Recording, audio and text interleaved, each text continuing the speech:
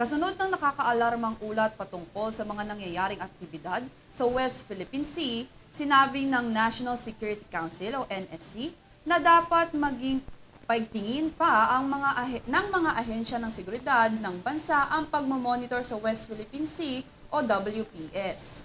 Para sa detalye ng balita sa report na ito.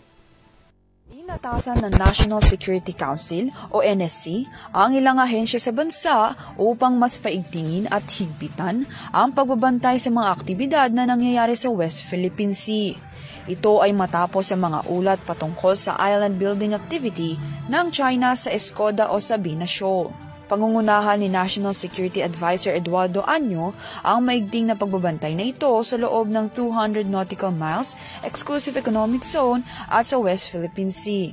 Para naman kay former Supreme Court Associate Justin Antonio Carpio, ang Escoda Shoal ay dapat i-monitor 24/7 upang maiwasan ang mischief reef. Ayon naman sa Armed Forces of the Philippines o AFP, na ang hinihinalang reclamation activities ng China ay pansamantalang huminto kasunod ng presensya ng Philippine Coast Guard sa lugar noong Abril. Para sa URTV News, Dan Villegas sumasaludo sa bawat Pilipino.